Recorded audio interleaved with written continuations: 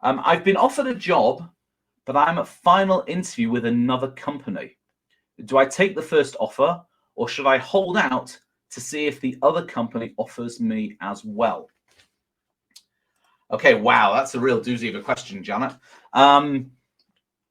So the short answer is it really depends on the feeling you have about both opportunities. Okay, if the job that you've been currently offered is the clear favorite, then accept it. All right. But I suspect that the reason why you're asking this question is because you may prefer the second offer. Okay. Now, if that's the case, here's what I would recommend. And actually, I had this situation with a client actually very recently. All right. And I'll tell you, Janet, what I told him. You want to work for people who are respectful of you, respectful of your needs, your life, and are reasonable people. All right. And a really great way to test this with company number one is to tell them that whilst you're very, very interested in their offer, you are, you have been actively looking for other, for positions. They've come along and they've offered you something that's very acceptable.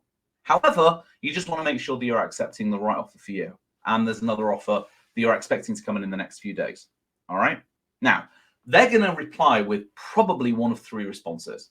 Okay. Response number one is going to be, no, if you don't accept it now, we're withdrawing the offer.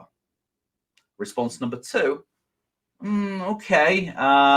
Well, we'd really like you to come back to us as quickly as possible. Okay.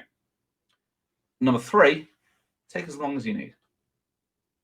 Now, if they reply with number one, I will be very, very concerned about whether or not you want to work for that company. And I'll tell you for why. The company you want to work for, you want them to know that you're accepting their offer because it's the best thing for you. So that 3, 6, 9 months later, there are no regrets. And I'm here because I want to be here, not because I was strong-armed into being here. Okay? You want them to never feel that you feel you've got, Monday morning regrets. Okay? So if they strong-arm you into accepting the position, you have to be very, very concerned about how their relationship with you is going to be when you're an employee. Okay? If a company says, take as long as you need, that's great because they're saying, look, we want you to join us because this is right for you as well as being right for us. Okay? So you're ideally looking for a C. You really don't want an A. And if it's a B, okay, a B could be a C, it could be an A. It really depends on the tone and how it is. All right, it's really a judgment call.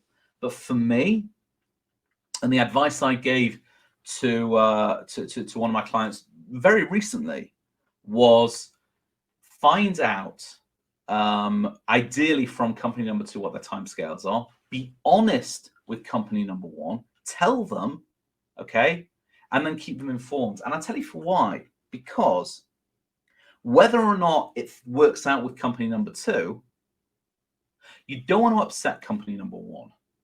All right? Because here's the thing: what you absolutely mustn't do is to say to company number one, no problem. I just need a couple more days. I didn't get the offer. Could you send it again? Oh, did you use that email address? It went into my junk file. Oh, I'm going away for the weekend and I don't have any. Don't play any of those games, okay?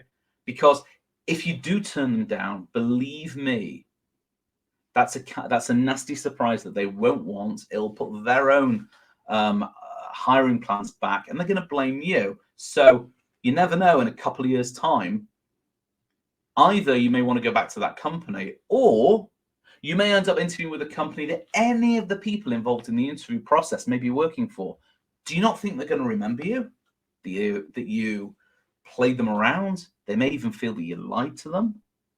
So, Janet, my strong advice would be, again, be honest with them. It's going to benefit you because it's going to serve as a good barometer as to the kind of organization they are. And also, it means that you're never going to burn any bridges that you may you may want to rely on at some stage in the future.